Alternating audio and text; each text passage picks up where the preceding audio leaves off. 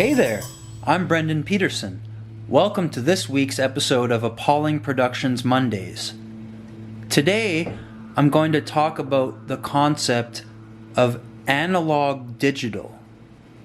So what exactly is that? Aren't those things antithetical to each other? Analog and digital?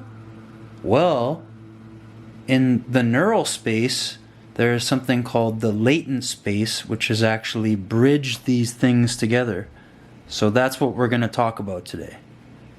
So let's get into it.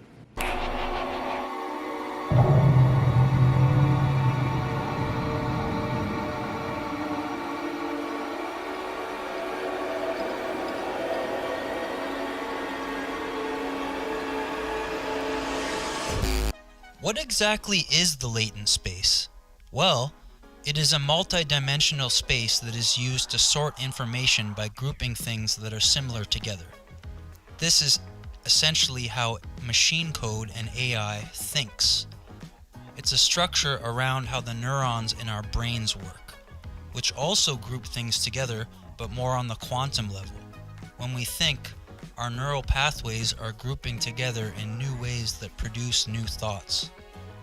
In the latent space, as if moving through a neural pathway, when you move through different areas of the latent space, it's kind of like moving through neurons in our brains.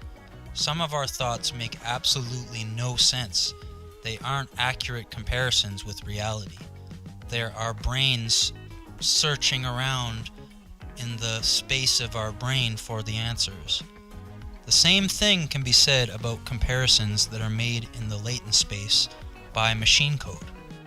It's not exactly the same, but it's mimicking the way that we think in a way that starts to resemble it very closely.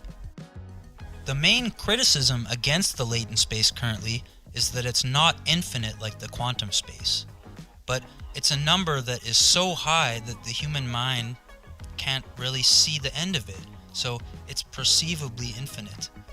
Does our universe not work like that as well? The reason we see it as infinite is because the horizon is so far we can't observe beyond its edge. Well, the latent space is also so complex now, we can no longer see its horizon. Hence why it's digital, capable of organic results.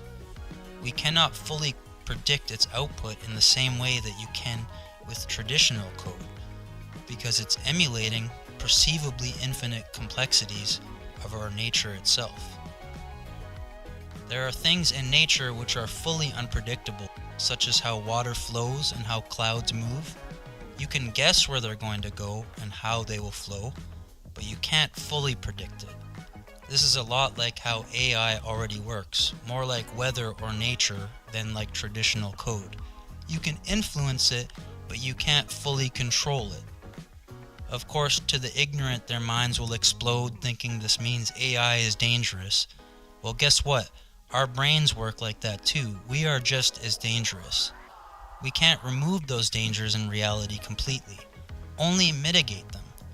So far, AI is literally like a child who is a prodigy at putting pictures together and talking about science and making weird experimental music and text and even doing copy print.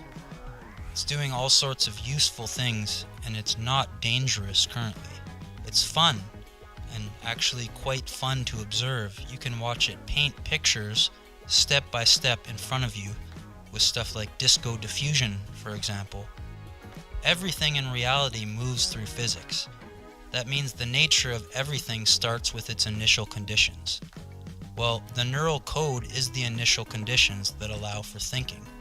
If we set up the initial conditions for thought, we should not be surprised when thought appears. Although it is astonishing to witness, it leaves your jaw on the floor, but that's where humanity is still kind of in shock about what they are seeing with AI currently.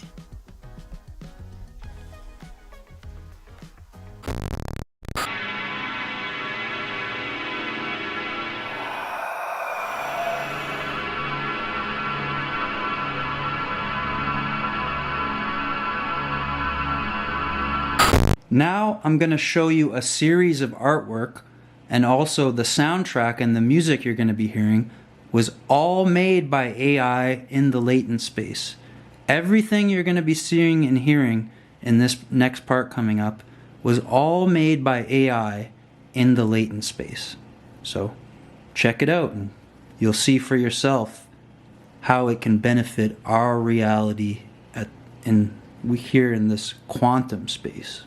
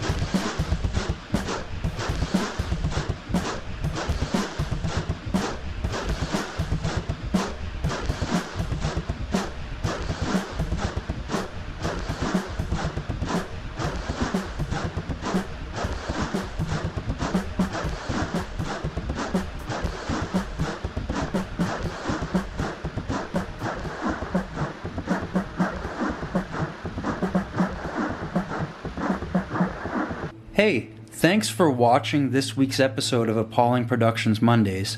And I know it was a lot to take in probably for people who don't really know about this stuff, but all of this stuff is coming so fast towards us. It's advancing so fast that it's hard to keep up. It's hard not to make it sound complicated and to break it down because, well, the truth is it is kind of complicated for our reality. The implications are hard to predict. It's going to change everything probably. It's just like electricity did and computers and the internet before all of this. So yeah, like and subscribe to the channel. Like this video, subscribe to the channel, and stay tuned for 2 weeks from now because we're doing it every 2 weeks now, remember? So see you later.